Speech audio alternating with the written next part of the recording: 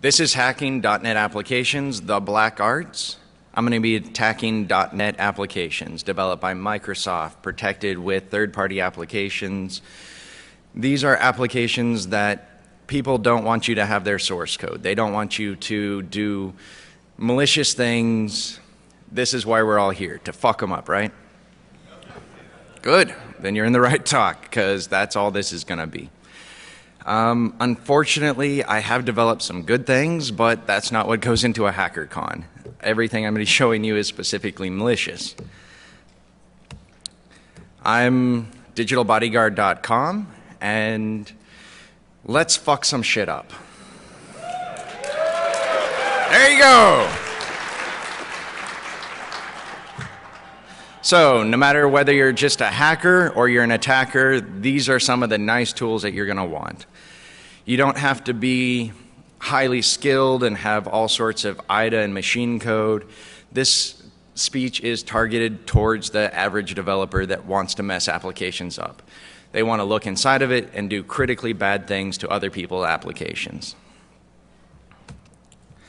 I'm going to talk about how to attack .NET applications, tools and methodologies for attacking, overcoming secure .NET applications, building keys, cracks, malware, and reverse engineering for protection. Whether you're a company or a hacker, this applies to you. And I'm going to fuck some shit up. Okay. Cracking and attacking. I'm going at it in memory and on disk. Attacking on disk, you gain access. You decompile. You infect the logic, drop some shims in there to get you in. You hook the logic and test. Your life cycle. Attack in memory, inject into the target application. Navigate the structure, edit and control the structure. Whether you're attacking in memory or on disk, the same conceptual paradigm applies. Do your reconnaissance. Understand what technologies it's using, what you think that their mechanisms for hardening the application would be, and do a little bit of reconnaissance into the company. Find out what other products they use and what other products they sell. Maybe they have a product that they don't particularly harden. Go look at that, and they probably use the source code over again. Reconnaissance is nice. Gain access to your target. Whether that's getting access to the executables or getting past any of their security methods, you want to gain access. You want to find the weak spots, the spots that let you get in and affect it, and the security is weak or the checking is weak, but you want to get in where it's easy. You don't want to blow a bunch of time, right? And you want to control what you need. You don't want to drop a lot of stuff in there that's going to bloat it. You're in someone else's application. Be clean and efficient. So attacking in memory at runtime. This is Gray Dragon, a tool that I'm dropping, free of course, just another injector that gets you in there, developed mainly out of .NET, but it's targeted specifically against .NET. This is going to take care of a lot of the threading issues and get you into .NET, which a lot of the other injectors aren't targeted at .NET. This specifically is. You inject into a process. It spins up a C++ bootstrap DLL. That spins up a .NET bootstrap DLL. This takes care of the threading and all of the issues that you would find if you injected into someone else's application and started doing shit. This helps it be more stable with less work on your part. And then it puts you in the application. That's where you drop in your payload. I also developed a few other mechanisms real quick. I'll cover that.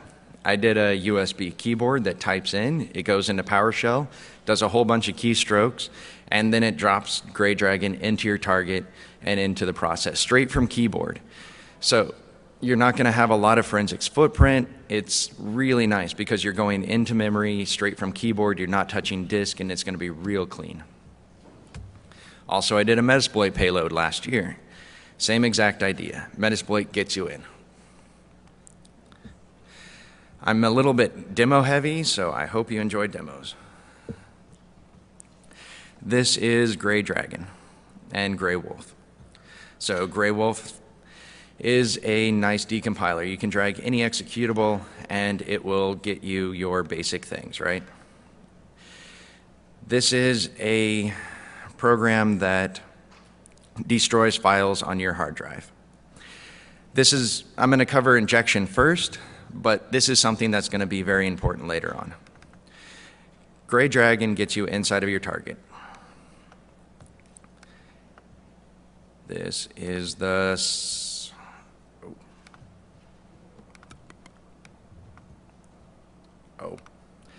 the target's running as admin. So instead of being able to inject from user land, I have to elevate it to admin in order to inject into my target, of course. So I'm not really doing exploitation. I'm more taking advantage that once you own the box, you can mess up any application however you see fit. Then use it on that box or use it on other people's boxes for practical reasons. Okay, so I drop into my target, and here is the .NET payload that I talked about earlier. This takes any .NET executable and just runs void main on it. So this is an executable that has a void main. I will select the payload, and we have a payload inside of our target. This is old talks if you've been to my speeches before. This is going to be very, very nice later on. I can come down to this unlock button, and I have edited the events that this button fires. When you right-click on it, it fires something new. It says, what functions do you fire? And here's the functions that that button fires. This is heavily obfuscated, so this would take you hours to dig through to get to this class and this function. This is what that button fires, and that's the unlock button. So you know that unlock button is pretty close to the registration check, right? So when you want to crack the registration check, instead of digging for hours through obfuscation, this gets you straight to it, and it'll cut your time way down. So that'll be very important much later. And, okay. So I really like diagrams and pretty things. I think it makes shit easier. When you are on disk and you run an executable, it spins up a bunch of valid DLLs. They all go through the security systems of Microsoft and .NET. This all becomes a process. All the security systems have already completed, you inject in, and it drops in your attack. This is where you get your hacks, cracks, malware, and backdoors. This is really nice because I'm going to talk about security systems later, and they've all finished. At this point, you're injecting after I've seen 2 security systems used by 2 companies that can do anything against this. Every security system I'm going to talk about for the rest of this, you can basically add, and injecting in memory gets right past it. So I kind of went app happy, and I developed a whole bunch of payloads and supporting applications and just put out a lot of research and a lot of applications to support you in this endeavor and wanting to see how I did what I did. So attacking applications, you gain full access. You reverse engineer as much as possible. You attack it in memory, take out whatever security might be there, and then you control the program. Injection. Why should I use it? How does it impact me? Fuck, don't be a prick. Just accept it and it works. It's going to get you in. It's going to wrap all of your threading, it's going to inject, and it's all free. These are all tools that I'm encouraging you to use. I'm not going to be charging, I'm not going to be selling these applications to a company that they can tell you you can't use it. I'm developing this for hackers. So here's 2 applications. I'm going to show injecting into them, and then I'm going to show injecting the same payload into both applications. And this is interesting because .NET gives you a lot of power for a little bit of code. And I'm going to show you how that power can affect applications in a slightly new way. Okay. This application is basically a low-end backup piece of software. It takes a password, and if you don't put in the right password, it's not going to give you access. This applies to major backup software, but I thought I would not punch any companies specifically, and I would just go after some small-time companies. I mean, they're good software, but they're not Norton Ghost. So here's our payload inside of our target. We drop it in, load it, and here it is. This payload iterates through the application, finds the hash code of the password, and populates it. And this crack starts brute forcing that password using the logic of our target. I've reached inside the application, got the hash of the password, and started a brute forcer. Here's another piece of software that's similar to the first, slightly different of course. We'll inject into it again. Gray Dragon searches because I still have a little more work to do, so it brute forces. It finds it. It's 64-bit. It's going to drop in a 64-bit payload, and there we are. We're inside of the next application. Take the same payload, drop it in. So we have essentially the same payload. Of course, it's a different hash. I'll start cracking it. I had the same exact payload cracking both of them, and it's not hard to write it for other applications. You can even write an adaptive one. So these two applications, this one was processing at 10,000 checks per second. This one is much slower. It finds the password. This is your plain text that it's testing. It then takes this and drops it into your target application because I thought that would just be pretty. It auto types it in. There it is. It's cracked. I've gotten the password, I know what it is, and I have access. This one's still crunching away because this one has a much more processor-intensive check mechanism. And the same thing, it finds the password and types it into our target.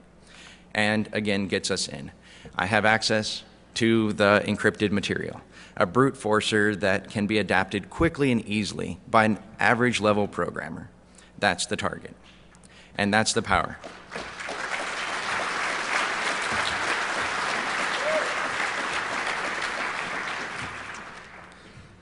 A little bit of cleanup from the demo. All right. A lot of this injection I covered last year. Injecting at runtime has a lot more power than attacking on disk, but it's much easier. You don't have to worry about security methods. You can catch my talks, Hacking .NET Applications, a Runtime Attack, from DEFCON. I presented at Arsenal at Blackhat last year, AppSec DC, DojoCon. I have them up on my website, and this will walk you in depth through attacking in memory. Pretty much the same talk now, but an entire length on just attacking in memory. So attacking in memory and on disk. This is the other distinct half. Attacking on disk doesn't quite have as much power as attacking in memory, but it is much more permanent and effective, but requires a little more skill and finesse. Grey Wolf is a decompiler I wrote specifically for attacking .NET applications, not a decompiler that gets you access to the source code, but a decompiler for attacking. These are including the mechanisms that I normally use over and over and over again. This is by no means complete. It was an internal tool that the best decompiler that was on the market was free. A company bought it, said they would keep it free forever. They then started charging at phones home. You need to give them your credit card. And I no longer pimp their products, so I released my internal tool. And it's free. It gets you access into other people's applications and brings along a lot of the things you're going to need to attack on a daily basis. Grey Wolf iterates applications of the .NET ilk specifically, and that's its sole purpose. You drag and drop an executable or a DLL. This is decompiling. .NET gives you source code. It is an intermediate language. As long as it's unprotected, you're perfectly fine. You're going to see proper classes, namespaces. You're going to click on a function and see source code. Pretty much what the original developer wrote. This is very, very effective for making cracks when you're trying to black box test something and you have the source code, as well as the ability to quickly manipulate it. That's what this is specifically for. And we'll do stuff like, if it's an obfuscated or unobfuscated application, you might want to find main. So I wrote a find main button. It simply moves you down, and this is main. People can change the name of main, and it can be hard to find. And here's their main, and then you can start seeing if they put any protection mechanisms or sanity checks at the beginning of their application, all that. And you can do stuff like change whether something's public or private and all that. I haven't completed everything you need, like changing public and private for the classes, but it's on the functions because I had a project where I needed to change the public and private on a function. So as I either receive people that want to support it with monetary funds or I need it, I add features, and then you get free features. That's Grey Wolf. So attacking on disk. You connect in and you access. You decompile it and get the code and base technology of your target. You infect it and change your target's code to accomplish whatever goal you might want. You exploit whatever logical vulnerabilities or technological vulnerabilities that might be there, and then remold your application and deploy. That is pretty much as simply as I stated it. That's about as simply as it's done that you'll see later on. The weak spots that you're going to go after in an application. You want to flip a check. You want to set a value to true. You want to cut the logic. You want to return true. You want to access a value. Set a value to true, registered equals false. Grade wolf, registers equals true. A check, A equals B, password validation. A equals B becomes A not equals B. Only invalid passwords will succeed. You could see how you might want to do that one, and it's about 6 clicks. Registered equals true on this function. You simply insert or return true at the top, negating any logic that might be in that function. Is valid key returns true, regardless of what you pass in. SQL cleaning, cutting the logic, very scary. Imagine how many applications have only one function, because that's what good developers do, right? And it just returns the original string. It's been cleaned, sends it up to the server. Who would not actually take advantage of that? Valid password, accessing a value is much stronger than you might think. When you have access to the internal variables of your target, you can do awful things like show the value you're comparing against. Instead of just subverting that check, you show it. Or put it in the clipboard, save it out to disk, whatever you want. You can just iterate the whole program and show every variable. This is much stronger than I had anticipated. Registration checks. We want to make KeyGens, right? That's a question. Clap, clap, clap. There you go. Okay, so KeyGens and cracks. This is, from my experience, the top mechanisms that they use. They'll make a public and private key, they'll sign a XML, and they'll push it down to your machine. Inside the application, it'll decrypt it and execute it. This is subverted by changing the key. You simply change the public key, and it's yours. All of these things are from 6 clicks to 5 or 10 minutes. They're pretty easy on unprotected applications. The next one is a little weird, but I see it so often. You take your name and the registration code, you do a little bit of math, and you compare it to a known value. You ask it what the known value is, and that's your keygen. That's it. Calling the server, you hack the call. You just mess it up. Whatever they're calling, whether it's a UDP packet or a TCP connection, you just mess it up. Demo equals true. It could be false, and it might. Complex math, this is my favorite because it's like a Rubik's Cube that someone meant you never to solve. You sit there and you chop it up and you break it with complex math. It's always fun. And 1% of the time, they'll actually ship the key generation with the product. I'm sure it made sense to someone to put the key generation inside of the application and ship that to you. You simply go there, you fire it up, you put in what you want, and you get the key generation, and you don't even have to write anything. And it's a little more than, it's 1% of the time, plus or minus. So, public-private keys. Like I said, if you can beat them, why join them? You have some complex math that you would have to do to break it, or you just set it to an easy key that you have. And then you ship the product, and you can turn out as many keygens as you want because you own the key. Server call. It points to whatever you want. The system ID, you put in some easy value to manage. You simply give them whatever would solve it, and that's it. Registration code replay attack. This is just fun. You have a name that you pass into a function. It returns whatever that function would do to that name. It then compares this to your registration code. If these two match, if they don't, you're not registered. Like I said, replay attack, you take the value and then you play the game again. Of course, some people will add more things where it seeds with registration code or something complex math, and it of course works. Complex math, my favorite. You chop up the math into its individual sections and then you attack each one of them individually. I like to start from the weak one, go into the strong. And for dev purposes, I recommend that you put a brute forcer on each section that you haven't completed. And so as you beat the weakest one, the rest of them are brute forced and you can validate as you go through until you've removed all of the brute forcing and you have a pure keygen. We would like to see that, right? Okay.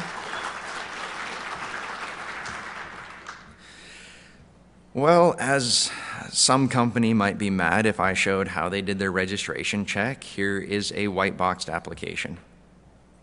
Drag and drop it, you get access to the source code, and at home, at your leisure, you can look and see how this is done.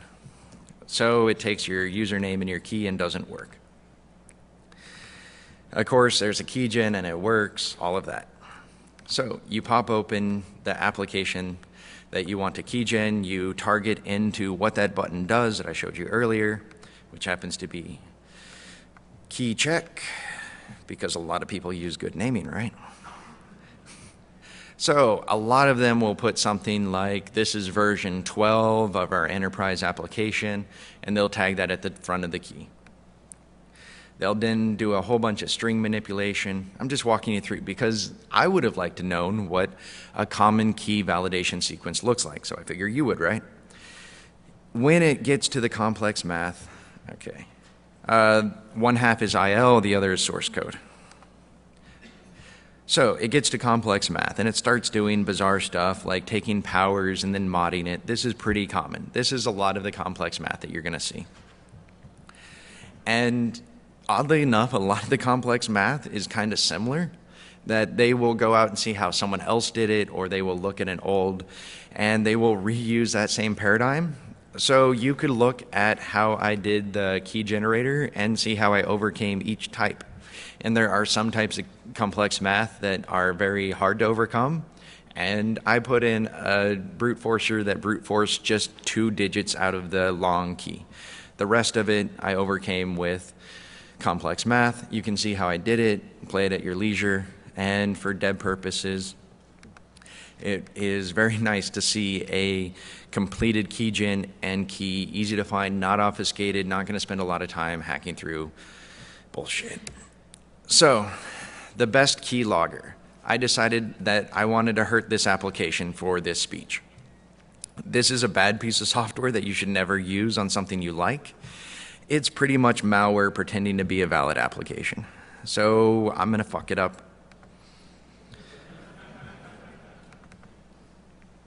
Okay. So this application, it's a key logger. It sits on your system and it says you pay me $50 and I'll be a key logger for you. It has a password. You type in the wrong password and it doesn't let you in. When you take this key logger and you drag and drop it into Grey Wolf, gonna overcome that real quick. So inside of Grey Wolf, we'll tunnel down through the, this is the core executable. These are all of the supporting DLLs that you might want to go into, and of course you can pull up all of their source code just as easily. But we're gonna target the core executable, tunnel into that. So here's the top namespace. I have a piece of paper since my computer's being used right now. And there we are. So classes, forms, and unlock. Here we are, the password validation sequence. We'll open this up. I designed this tool specifically for demos in mind so I could zoom up the code for you. If you read .NET, it's pretty easy to see how you might get past this, right? It takes the value you enter, it takes the known value, and it directly compares them. This is comparing plain text against what you typed in. This is the worst type of check that you could possibly conceive of other than return true at the top. We have some Dropbox users, huh? Okay, so like I said, this is attacking. We're going to insert into this application. And we'll turn off the C#. Okay, so this is IL. I'm going to pop off getting the value that you enter. Dun, dun, dun, dun. This is the value that you type in. I insert some no-ops. It's pretty easy to know what no-ops do, right? This just opens up some room. So we have our value that we got out of the application on our stack. We'll call a function system windows forms message box show. That's going to do it. That's the call sequence. We put call down here, we target what we want to put in there, and now we've done a call to show that password out to the screen. So when I said get a value, that's it. It then returns something onto the stack, we pop that off. We then have a comparison operation that was done before.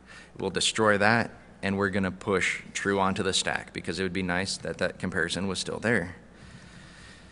This is push 1 onto the stack, an easy to read lookup, and that pushes 1 onto our stack. Here's our C# code. You're going to clap when you read this. Message box show password true. That's it.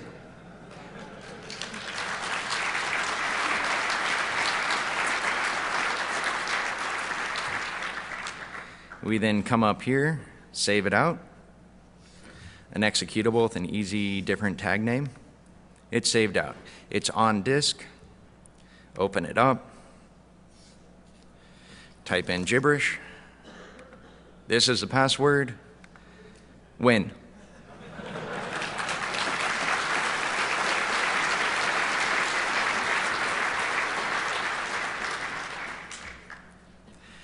Like I said, I'm going to fuck this application up. So here's the next demo. We're going to attack the key generation on it. So we open up Grey Wolf again.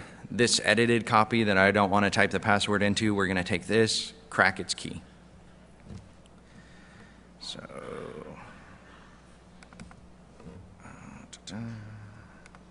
drag and drop it.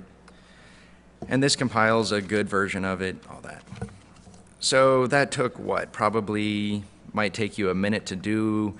And now I'm going to crack the key. That is classes. I'm using paper like a Luddite. Okay. System.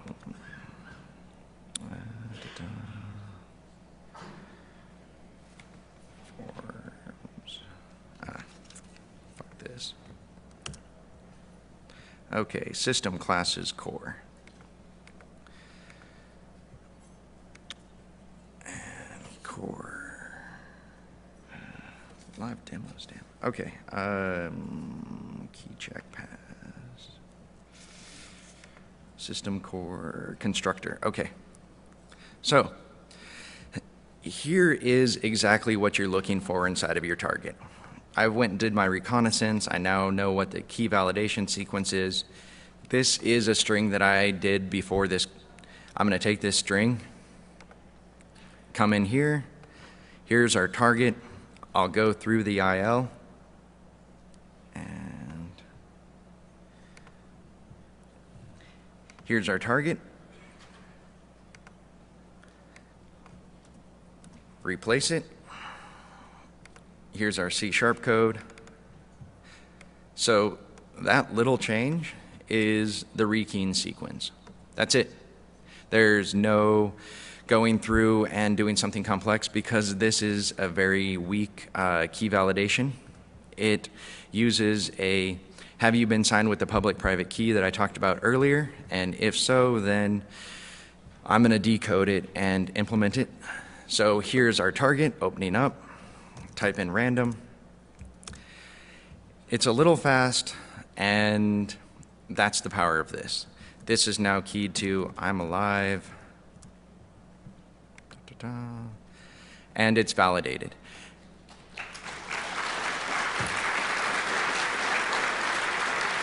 I mean, that seems a little simple, right? Like, I replaced one string.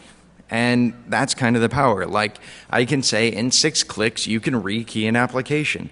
You don't have to know IDA Pro and be hardcore.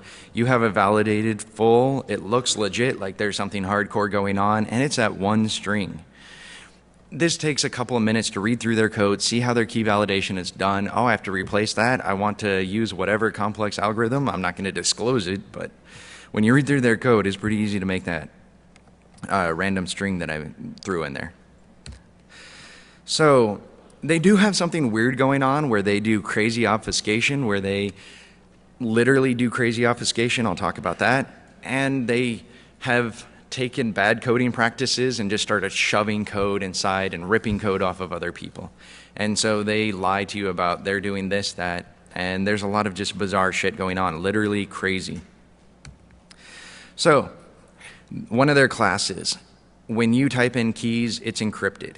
It uses a hard-coded key, combines this with your password. It then does AES. And there's another one where when it writes out, it uses triple DES, a bunch of hard crypto. However, in some of it, like the triple DES, it only uses a hard-coded key, it uses zeroed vectors, and it stores your password in the plane. So it might be easy to decode, right? I was like, oh, I can do that in an hour for the conference. So a couple of days ago, me and some friends started coding it up. And here it is. Here's the decryptor. And I'm not going to give it to you because they're literally crazy. Instead of using any of that crypto I talked about, they simply used something obscure like ASCII to encrypt it and then saved it out to a file. They have all of this hard crypto and then they don't use it. So I spent a couple of hours for this to develop that application that I showed you, and then they don't encrypt it. So I mean, good obfuscation, like that threw me for a loop. That wasted a lot of my time for no good reason.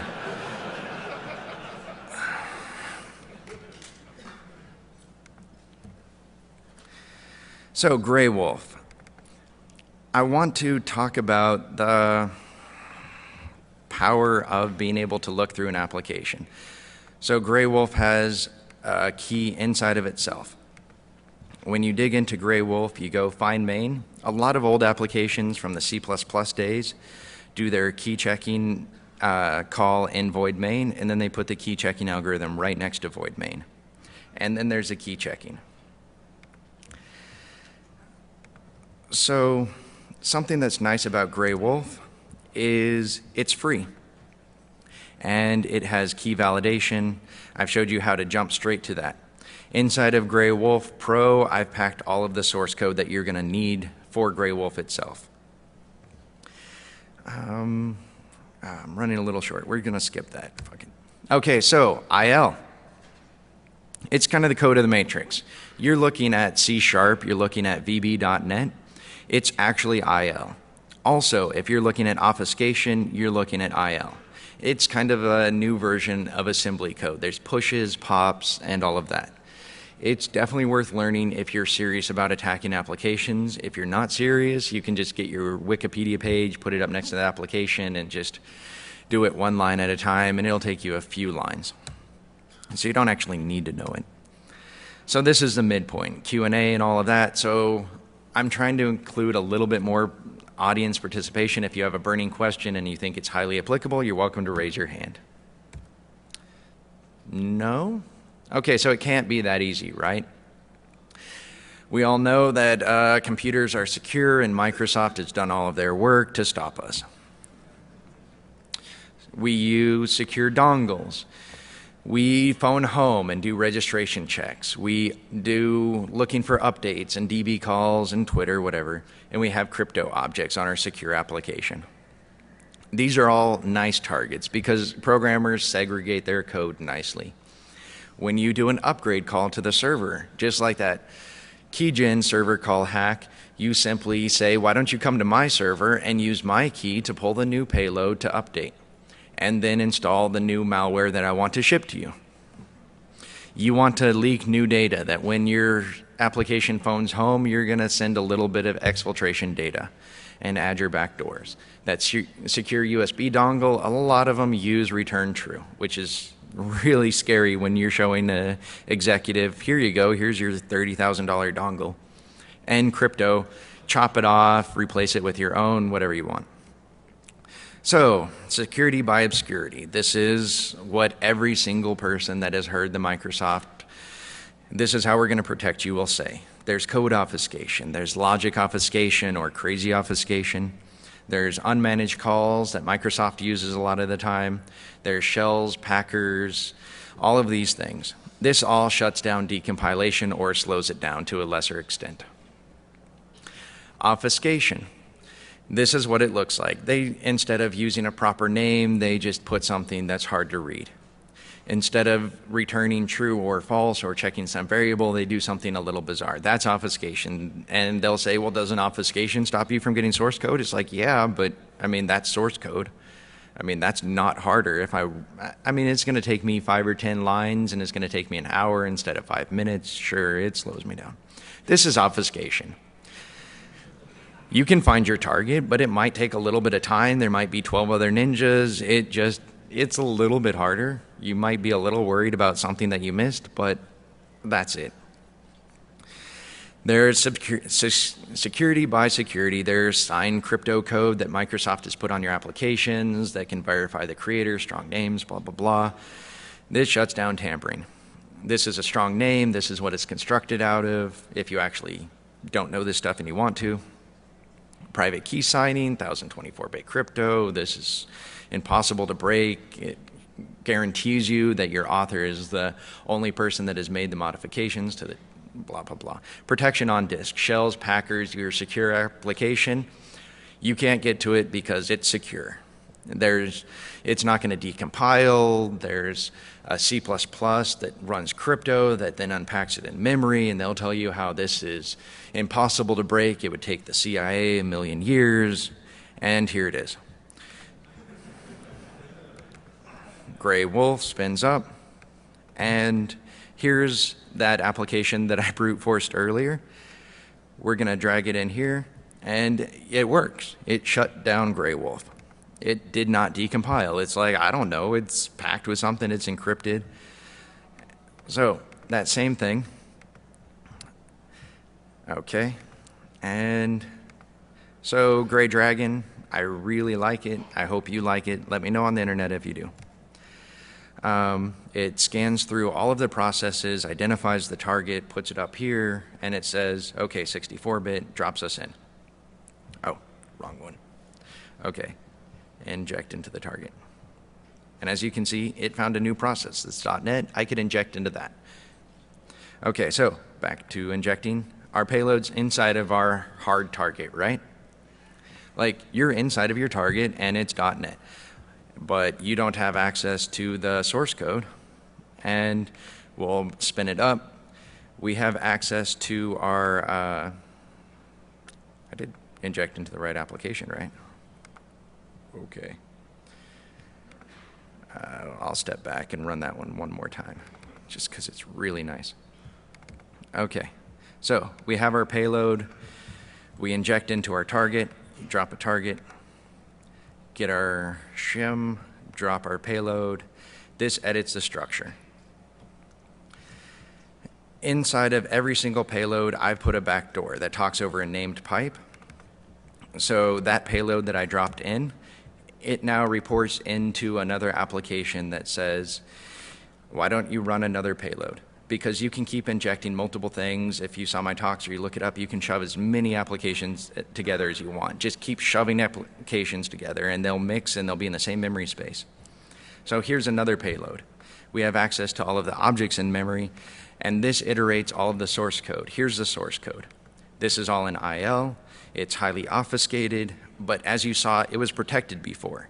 That would have shut down every single decompiler on the market, but now I'm getting their IL out of memory because, like I said before, all of the protection falls away. This gets you straight into your target no matter how they can move it down into C++ and they can put it in assembly. If they left it in .NET, you have their source code, period, always. They'll play some games, they'll try and move it, but you can always hunt them down. They can't hide from you. As long as you put it in memory and it's touched by the processor, you can get to it. So that's a hardened application. This is impossible. You can pay us $1 million and we'll protect your secure application.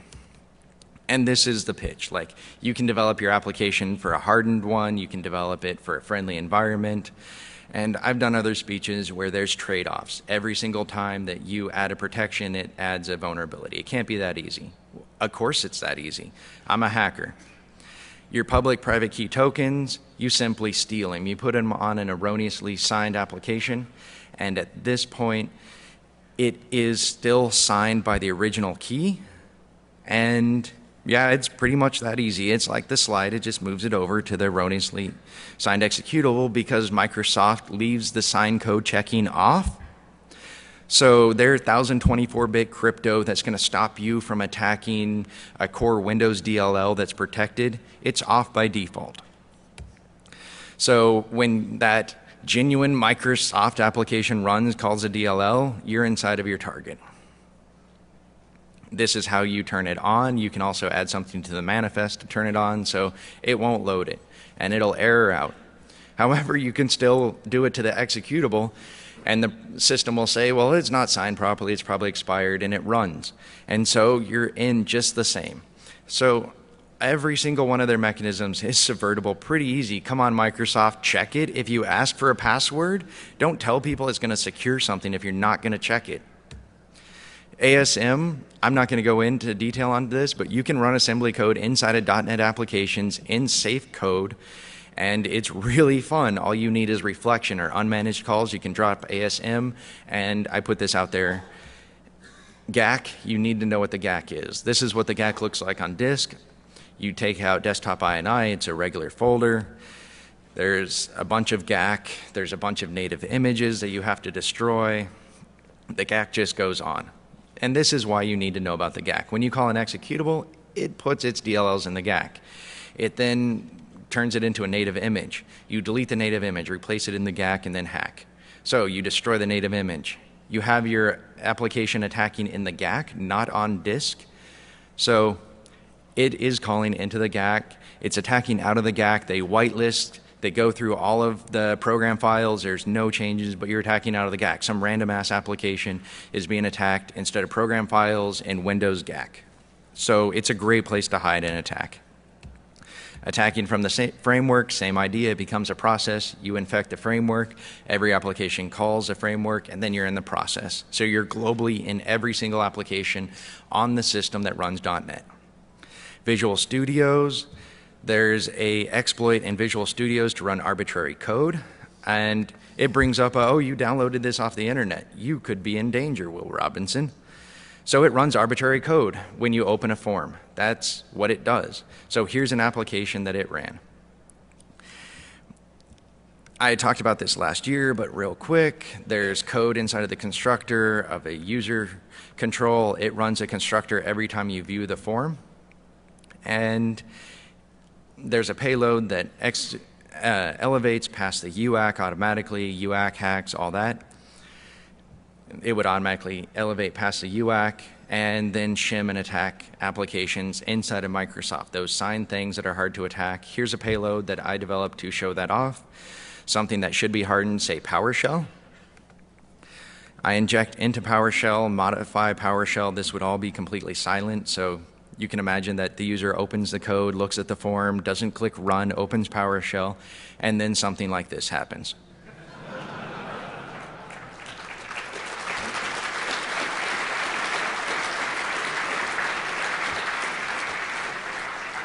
And of course, this is fun for an office prank. If it was a keylogger, then we would be talking about some real danger, right? I mean, this is a great vector for doing viruses and malware, because once you fuck up an application, you own it. You can do pretty much any viral thing you want.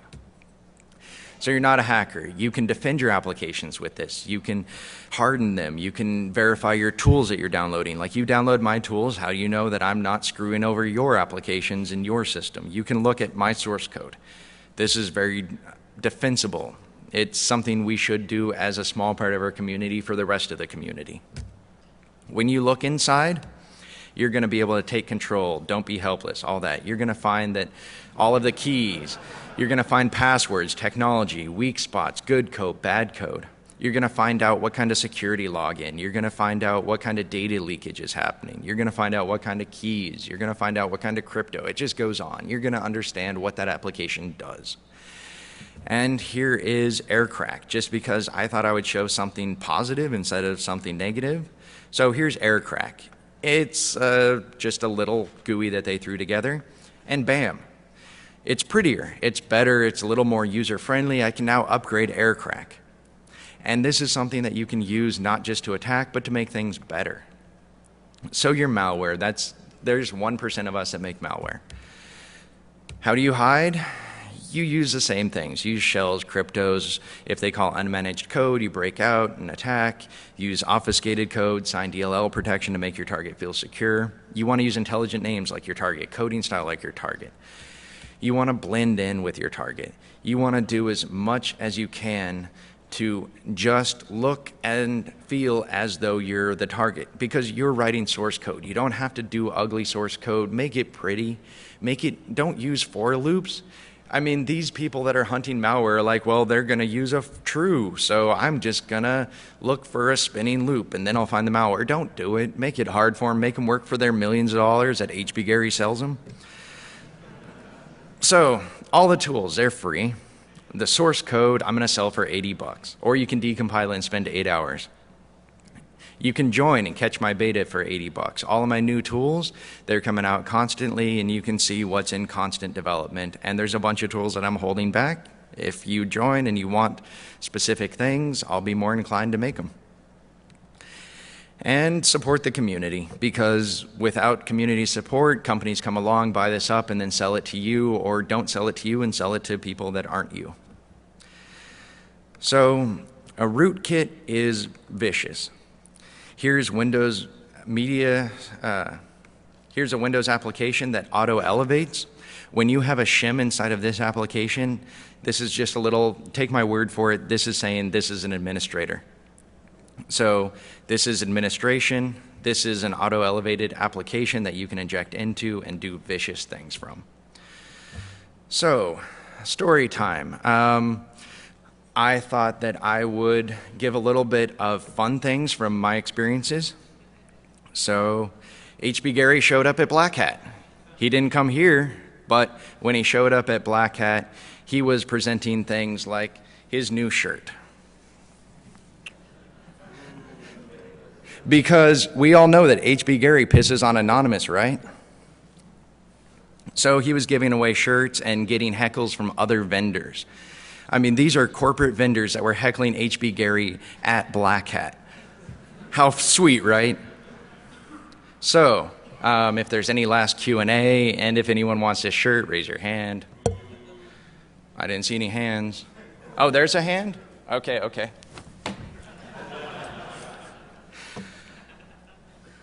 So, that's the free stuff. I hope you enjoyed this shit because I worked hard.